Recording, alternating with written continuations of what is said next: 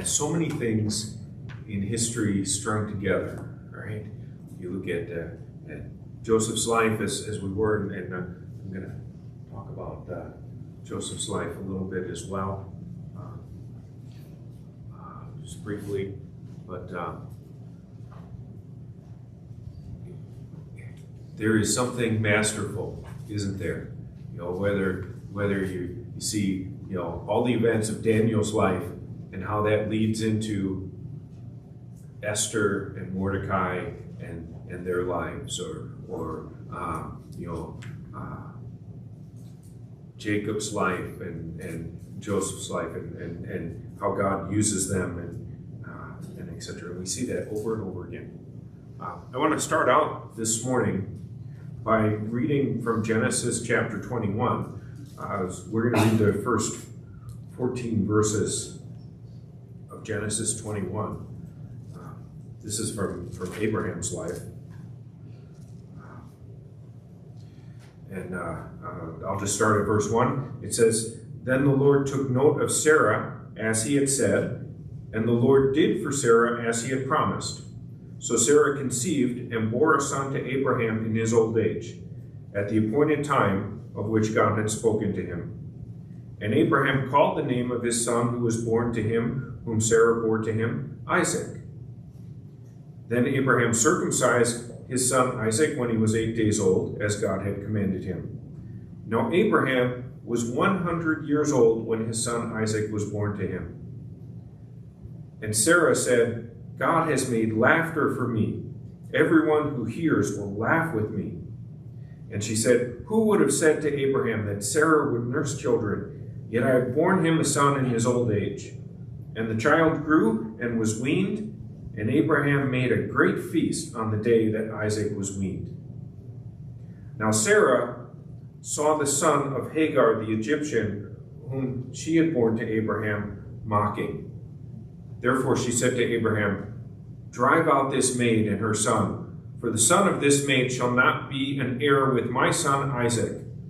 And the matter distressed Abraham greatly because of his son.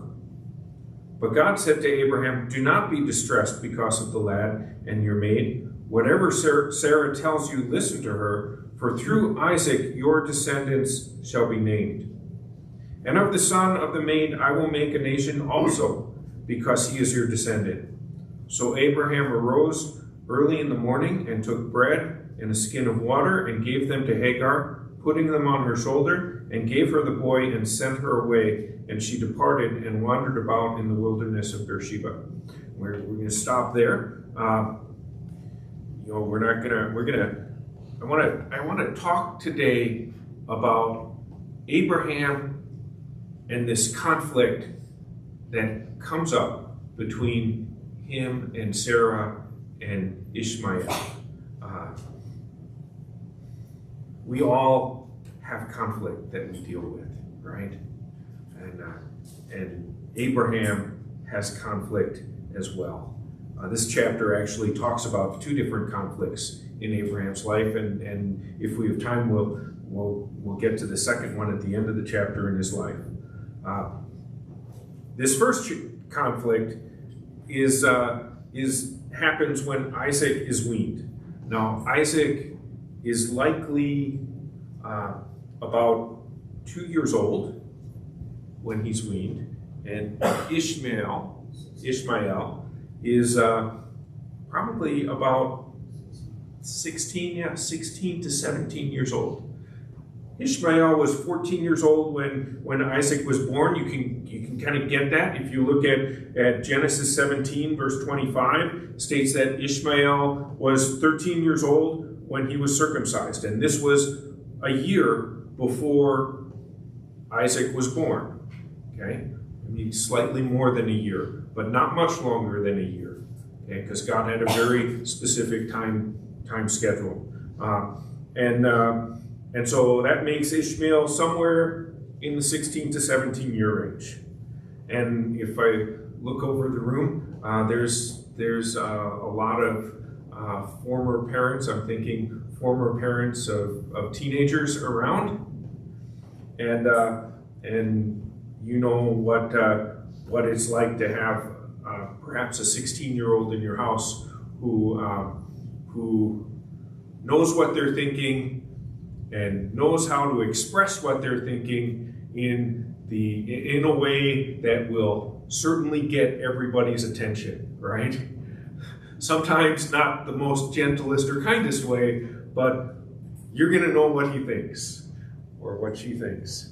And that's kind of the case here. So if you look at just kind of a contrast between Sarah and Ishmael, you have Sarah, who has waited all of her life to have a child. And she has finally had a child. In fact, Isaac, name means laughter, right? And there's a whole bunch of reasons why Isaac would be named laughter. Back in Genesis 17, when God says to Abraham, okay, now is the time. Now I'm going to fulfill the covenant, the promise that I made to you, and you and Sarah are going to have a child. Abraham's first reaction is he laughs. He laughs at the absurdity of it. Because how can he have a child? He is too old. Never mind the fact that Sarah's never been able to have a child, and his response to God is, no, just let the promises be for Ishmael. Okay? And God says, no, the promises are not going to be for Ishmael. They're going to be for the son that you will have with Sarah.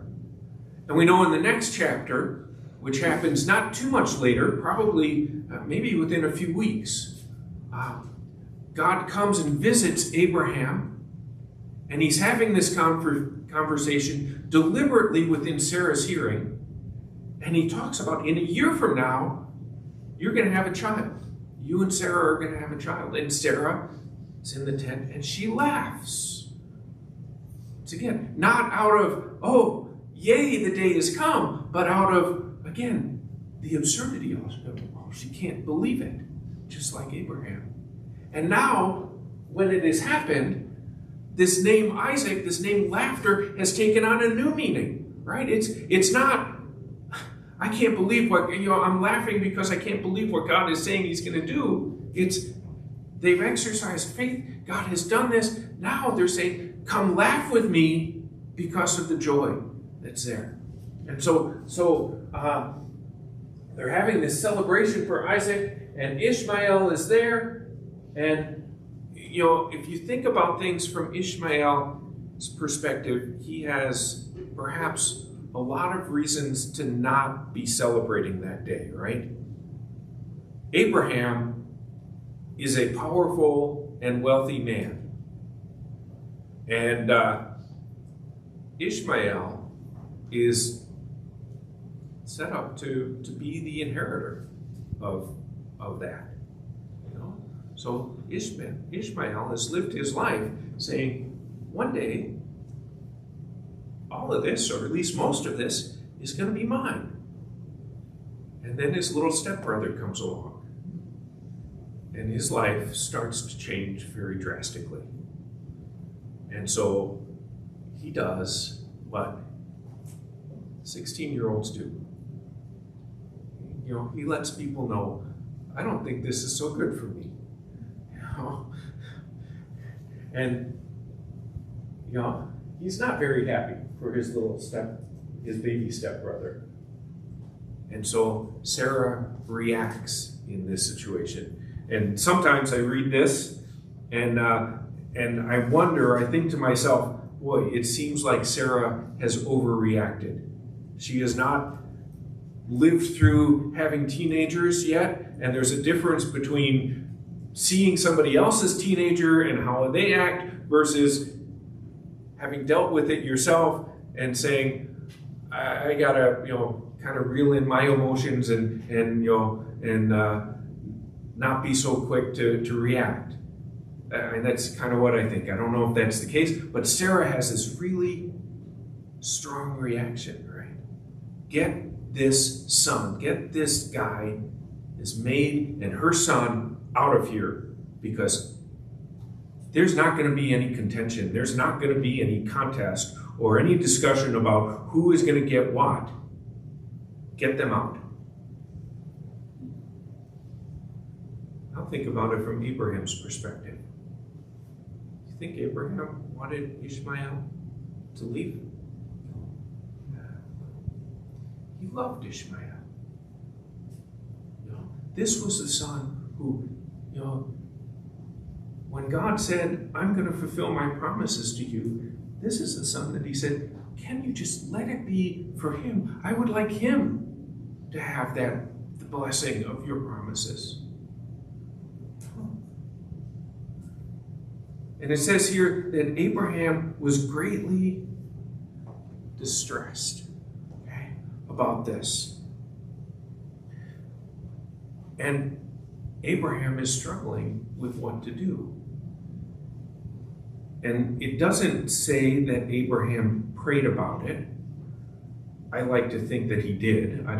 It doesn't necessarily mean that he didn't pray about it just because it doesn't say whether he did or not. Whether he prayed or not, God spoke to him and gave him an answer. And that answer was, listen to what Sarah says.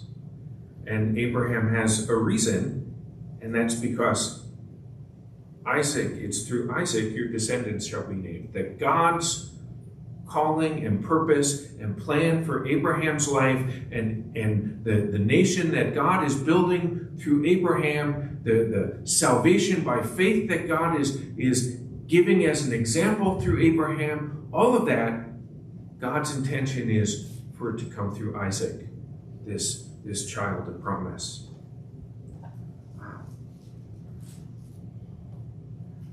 This is Galatians 4, and I'm not going to read the whole thing to you, or even the part that's up here. But I want to point out that in Galatians 4, God points out that this example in Abraham's life of whether or not Ishmael needs to stay, or rather why he needs to go, God refers to it as an allegory. And rather than read it, I'll just kind of summarize it. Here's the reasoning that's given in Galatians chapter 4, that Ishmael represents Abraham's son by his own strength. Just like the law and approaching God in the sense of, I am going to do and satisfy God to take care of my own guilt. That's what Ishmael represents. It is my own strength. And that's why God says he needs to be out of this picture. Whereas Isaac represents the son that Abraham had by trusting God. If you look in both Romans 4 and Hebrews 11, it talks about Abraham looking at himself and saying, I cannot have children. But despite that fact, believing that God is able to make it possible. And so Isaac represents, in a similar way, the fact that we cannot do anything to remove the guilt of our sin. But rather, if we put our faith in God's salvation, in the promise of God's salvation, then we are forgiven and we are freed from the guilt of sin. Okay? So we get all that from this chapter. But I have a question for you. And that question is, can evil be used for good? Okay? Now that may be kind of a strange question to take out of this chapter. But if you think about, when you read this story, it's like, okay, Sarah's reaction seems unnecessarily harsh. God is telling Abraham, send this son away. You're done with him. That seems harsh. Some people may even say the God of the Bible is a God that is harsh, even to the point of being evil. And people say that. They use a lot of Old Testament passages to say that. Perhaps not this one in particular, Genesis 20:21, but I could see how someone could use that passage. So I want us to think about this. We just got done, or we were talking about Joseph, right? And there's a lot of evil that's been done to Joseph in his life.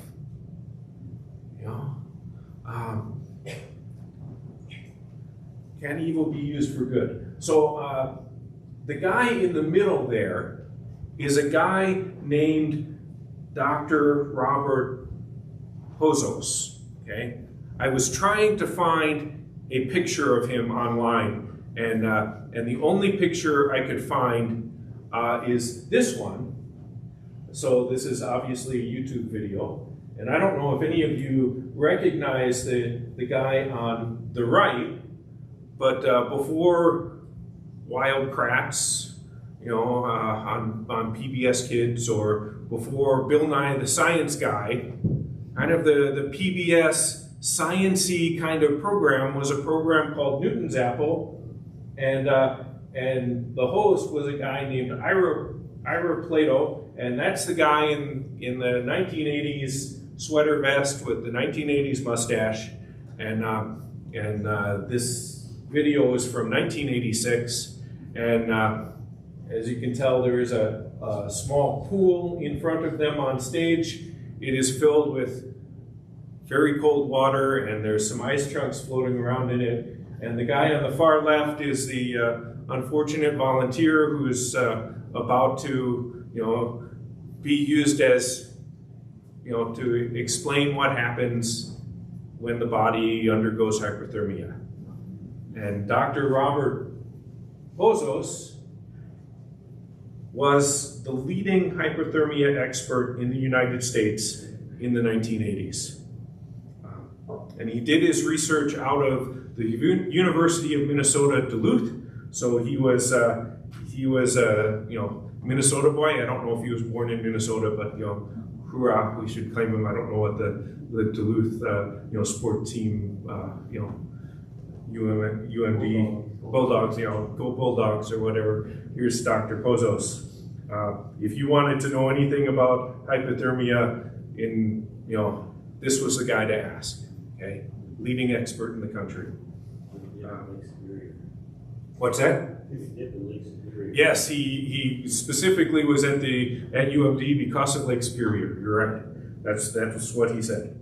1988, 2 years after this video, Dr. Pozos was thinking about or expressed interest in analyzing and potentially using and republishing data from Nazi experiments that were conducted at the Dachau concentration camp during World War II. So Nazi doctors were also studying hypothermia. They took 300 prisoners from the concentration camps and did extreme, evil, unethical experiments on these people. About half of them died as a direct result of the experiments. The majority of those who survived the experiments did not survive the concentration camp to the end of the war. So there were very few, I don't know if any of them were left after the war, but the US Army, as they were investigating war crimes, came across this research. And Dr. Pozos was considering using this. And so he sought input from both the medical ethics community as well as from the Jewish community about using this data. And he got a plethora of, a spectrum of results. In fact, some in the Jewish community, including some leading rabbis and some Holocaust survivors, responded back saying, yes, use this data because this tremendous evil was done, but perhaps something could be done that is good with this. But overwhelmingly, the response that he got back was, no, you cannot use this data Because if you use this data, even if something good comes out of it, you have now set up the basis of the argument of the end justifies the mean. And who knows if someone will take this as an example to justify further evil to be done. So in the end, in fact, the response is, if you go read his own writings about this, the responses that he got mirrored very much his own internal thoughts and struggles with this. And in the end, he decided, I can't use this data. And he did not. Okay?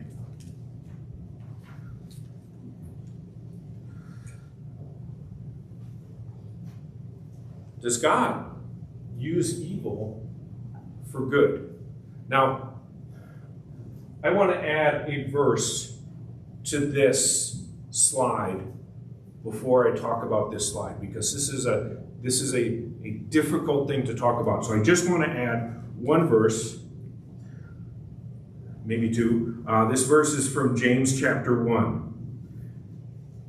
And it says this is verse 13. Let no one say when he is tempted, I am being tempted by God. For God cannot be tempted by evil, and he himself does not tempt anyone. Okay? So, in case I'm confusing, in case I don't do a good job explaining what I want to explain, I want to make it clear. God does not do evil. Okay? But when we look at some things, it would appear that God does make use of evil that is done.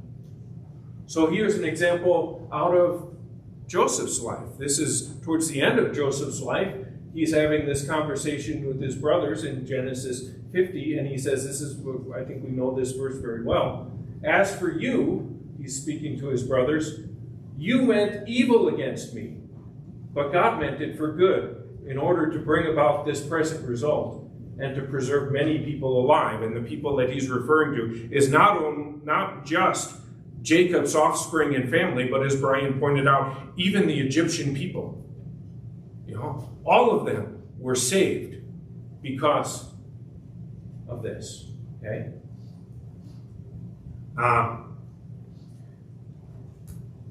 What's interesting is if you look in Genesis 45, this is right after Joseph and his brothers meet up, when Joseph reveals himself to his brothers. And Joseph says this verse, but he says it a little bit differently. And in verses 5, 7, and 8, Joseph states that it was God who sent him to Egypt. Okay? So his brothers did evil to him. And the result was he was sold into slavery in Egypt. Okay? But God, who's in control of all things, sent him to Egypt. Okay? Now again, I want to remind you, God does not do evil.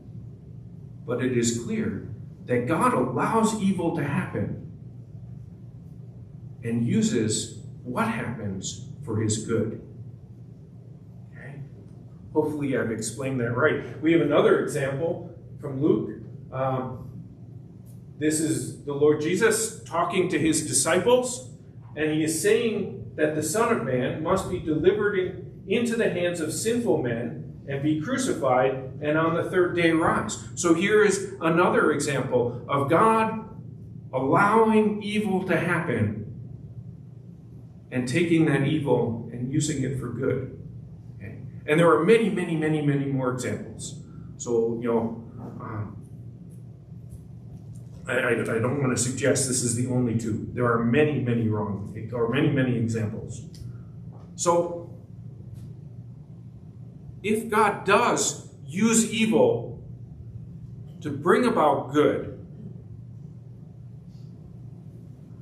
then isn't that morally wrong? And if it's morally wrong for us people to do that, how can it be right, or how can it be okay for God to do that?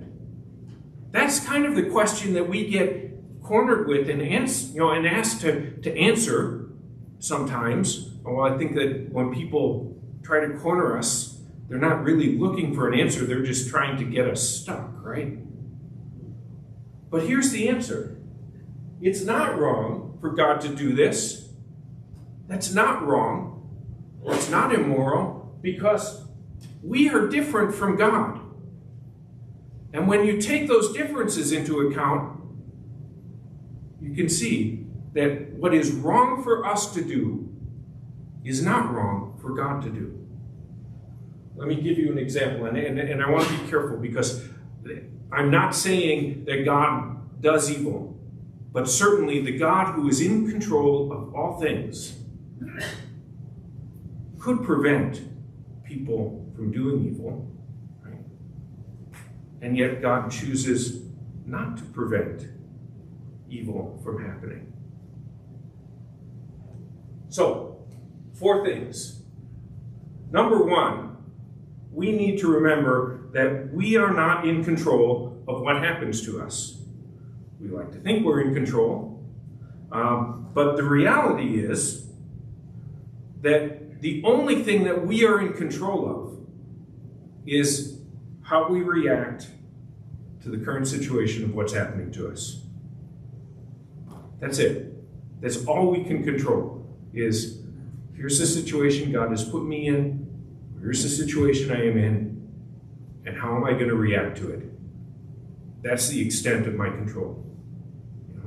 That's the extent of your control, right? That's completely different from God, who is able to control all things. Secondly, we do not see the end of things. We only see a very, very short picture of what is going to happen. But God sees the beginning to the end. If you think about that, that has to be one of the fundamental reasons why God says that we are not to take revenge, that vengeance belongs to God. Because not only is God the only one who is ultimately the authority and the judge, but God is also the only one who sees from the beginning to the end, and sees the entire picture, and so can judge correctly. We don't see the whole picture, so therefore it's impossible for us to judge correctly. Now, if you think about these first 2 things, that number 1, we're not in control of what happens, and number 2, we don't see the end. You can look at Dr. Pozzo's dilemma, and he realizes, even though I intend this data to be used for good, I can't control it and make sure that it is only used for good. I can't control what releasing this data will do. Will it somehow result in evil being caused? Because he can't control and he can't see the end. There's a third point. And that is, people are corrupted by evil. We may start something intending good to come out of it, but in the process of it, we allow evil to corrupt us, or we are corrupted by evil, or tempted by evil, and we give into that. And the result is that partway through, we abandon what is good and seek what is evil. Our world history is full of examples of this, right? God is not corrupted by evil. We read the verse in James. God is not tempted by evil and does not tempt anyone. You guys are familiar with the tabernacle, right? I know you guys have talked about this and studied this probably. There's a curtain, or there was a curtain in the tabernacle, right? There was the holy place where the priests went in. on a daily basis and serve before the Lord. And then there was this other room. What did we call it? Oh, the Holy of Holies, right? And there was a curtain that separated the two.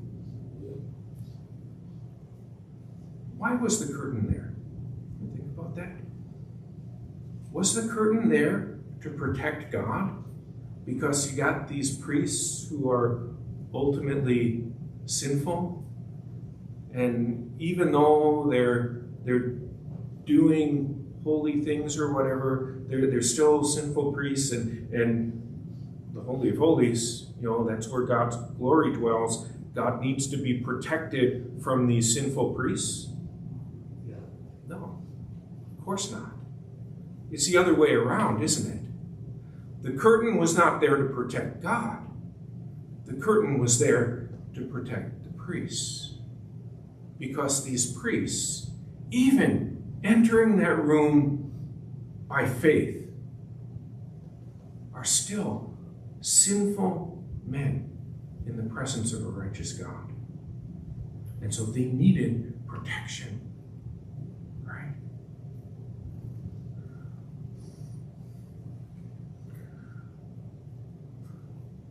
We are corrupted by evil. God is not corrupted by evil. And when it comes to being around evil, we are warned to avoid evil. Psalm 1, for instance, tells us to avoid evil. That whole idea, if you think about it, does not apply to God. If God were to avoid evil, where would you and I be? Right? He has come in and he has dealt with our evil and our guilt. He has said, despite the fact that you are evil, despite the fact that you have rebelled against me and disobeyed with me, I am going to make a way for you to be saved. So whereas we need to protect ourselves and to avoid evil, God says, if I don't deal with evil, no one will be saved. That's some very big differences.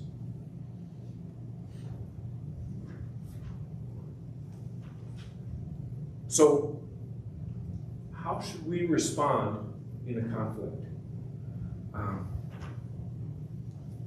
All of us has had situations of conflict and hurt. And I think the worst kind is when you are in a conflict and this conflict isn't going to get resolved.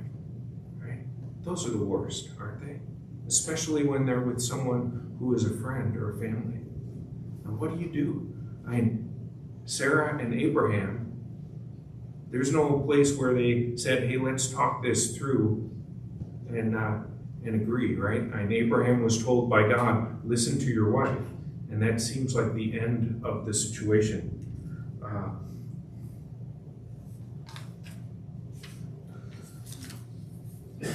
One of the first things that I noticed is that when God gave Abraham directions, Abraham obeyed God, obeyed what God told him to do, despite the fact that what God told him to do was completely contrary to what his own emotions were saying to do. So, step one, or the first thing that I think we need to do, is to put God's directions above my emotions. And if you look at Abraham's life, I think there's three specific examples or things that Abraham did to do this. First of all, he trusted God that God would take care of Hagar and Ishmael. Okay. He cared greatly about his son and about Hagar, and he wanted to protect them. But God said, I will make a nation out of him. And Abraham relinquished control and said, I will trust God rather than my emotion to protect. Secondly, to follow God, Abraham had to give up his desire to be directly involved in Ishmael's life. I'm sure he wanted to see Ishmael grow up, be able to choose a wife for him, all those things. See grandchildren with him. But he had to say, you know what? This is something I need to sacrifice and give up if I'm going to follow God's direction. And thirdly, he acted quickly. He didn't say, okay, I'm going to introduce this idea slowly and spend some time getting Ishmael prepared for this, and maybe in 6 months' time, we'll get him a starter apartment tent out in the desert and they can live out there. He took God's direction and he said, I need to move quickly. So the next morning, he was up early. He gave Ishmael and Hagar enough food and water for that day. And then he said, you need to go. That takes a lot of courage. Secondly, how should we respond in conflict? We should not hold on to a grudge. Like I said, there's nothing else that is ever said about this conflict between Abraham and Sarah. I've been in conflict with people that where it's not been resolved, and it is easy to come back to that and to hold on to that and to, I really want this person to come back and say they were wrong. Don't hold a grudge. In Acts, we have this famous conflict between Barnabas and Paul when they're going to start their second missionary journey.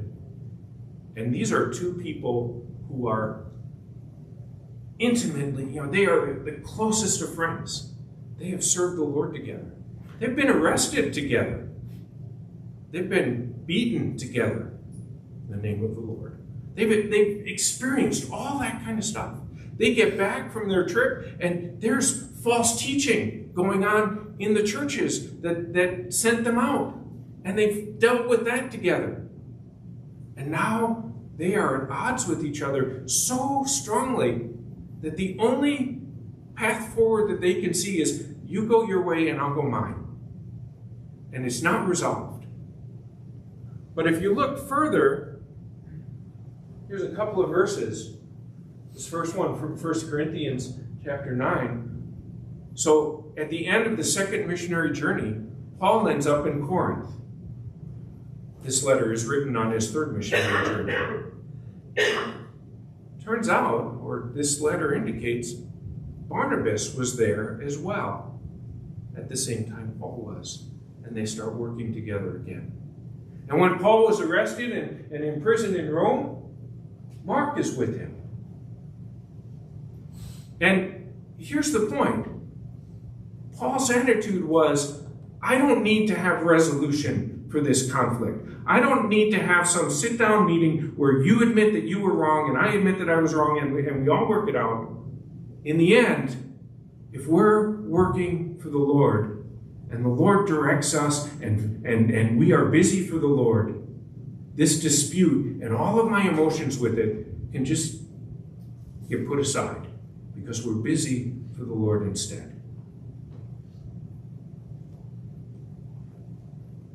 And thirdly, we're to seek satisfaction in God's promises. Now, we're not going to read the rest of Genesis 21, but in it, King Abimelech comes to Abraham, and he wants to make a military pact with Abraham because this king, who brings his leading general with him, realizes that the God of Abraham is more powerful than he is. And Abraham, because of his God, is more powerful than he is. And so he wants a treaty of peace with Abraham. And they have this treaty of peace that goes on. And Abraham, like I said, we're not going to read the chapter, but King Abimelech is coming to make this treaty. If he's making this treaty, you think that he would bring the gift to solidify the covenant, the contract, right? But it's Abraham who brings the sheep and the ox and gives them to King Abimelech to make the contract.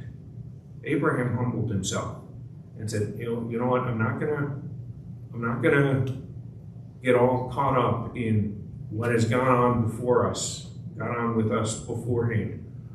I will humble myself. I will make this contract with you. I will take the second place in it. And then he brings up this fact that, hey, your herdsmen have taken my well. And the king says, okay, I'm going to give you your well back. And so Abraham gives them 7 lambs. And Abimelech's like, what are the 7 lambs for? This isn't part of the contract. What are they for? Well, this word, Beersheba, which is the name of what Abraham named this place, and named the well and the area around it, is kind of, it's one of those Hebrew words that has multiple meanings. It can mean 7 lambs, or it can also mean 7 oaths or 7 promises. It was the place where Abraham and King Abimelech made promises to one another. And so Abraham does that, gives these 7 lambs for the King Abimelech to be a reminder to him, you've made a promise to me. And I think they're also a reminder that Abraham has these promises from God. And he plants this tamarisk tree.